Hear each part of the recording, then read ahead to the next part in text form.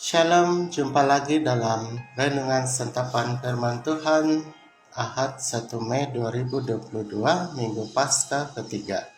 Pembacaan sabda dipetik dari Injil Yohanes bab 21 ayat 1 sampai ayat 19. Sesudah bangkit dari antara orang mati, Yesus menampakkan diri kepada murid-muridnya di pantai Danau Tiberias. Ia menampakkan diri sebagai berikut. Di pantai itu berkumpul Simon Petrus, Thomas yang disebut Didimus, Nathanael dari Kana yang di Galilea, anak-anak Zebedius, dan 2 orang murid Yesus yang lain. Kata Simon Petrus kepada mereka, "Aku pergi menangkap ikan." Kata mereka kepadanya, "Kami pergi juga dengan engkau." Mereka berangkat lalu naik ke perahu. Tetapi malam itu mereka tidak menangkap apa-apa.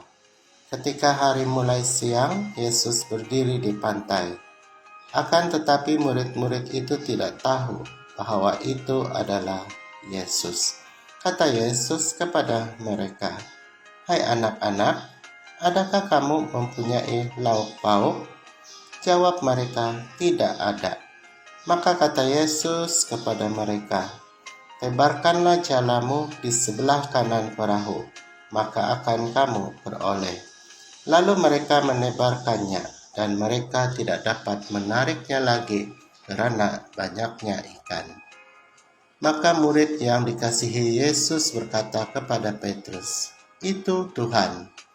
Ketika Petrus mendengar bahwa itu adalah Tuhan, maka ia mengenakan pakaiannya, sebab ia tidak berpakaian, lalu terjun ke dalam danau. Murid-murid yang lain datang dengan perahu, karena mereka tidak jauh dari darat, hanya kira-kira 200 hasta saja, dan mereka menghela jala yang penuh ikan itu. Ketika tiba di darat, mereka melihat ada api arang dan di atasnya ada ikan serta roti. Kata Yesus kepada mereka, "Bawalah beberapa ikan yang baru kamu tangkap itu." Simon Petrus naik ke perahu, lalu menghela jala itu ke darat, penuh ikan-ikan besar, 153 ekor banyaknya. Dan sungguh pun sebanyak itu ikannya, jalannya tidak koyak. Kata Yesus kepada mereka, "Marilah dan sarapanlah." Tidak ada di antara murid-murid itu yang berani bertanya kepadanya, "Siapakah engkau?" Sebab mereka tahu bahwa ia adalah Tuhan. Yesus maju ke depan, mengambil roti dan memberikannya kepada mereka. Demikian juga ikan itu. Itulah ketiga kalinya Yesus menampakkan diri kepada murid-muridnya sesudah ia bangkit dari antara orang mati. Sesudah mereka sarapan, Yesus berkata kepada Simon Petrus, "Simon, anak Yohanes, apakah engkau mengasihi aku lebih daripada mereka ini?" Jawab Petrus kepadanya, "Benar, Tuhan, engkau tahu bahwa aku mengasihi engkau." Kata Yesus kepadanya, "Gembalakanlah domba-dombaku." Kata Yesus pula kepadanya untuk kedua kalinya, "Simon, anak Yohanes, apakah engkau mengasihi aku?"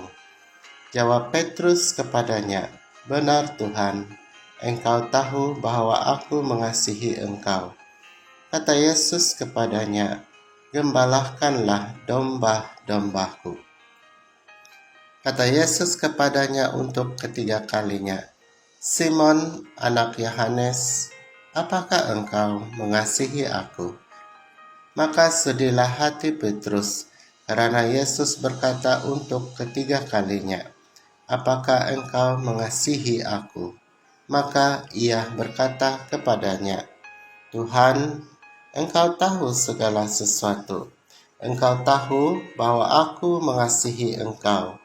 Kata Yesus kepadanya, "Gembalakanlah domba-dombaku.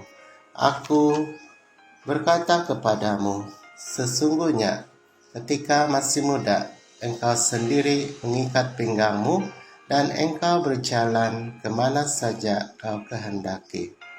Tetapi jika engkau sudah menjadi tua, engkau akan mengulurkan tanganmu dan orang lain akan mengikat engkau dan membawa engkau ke tempat yang tidak kau kehendaki.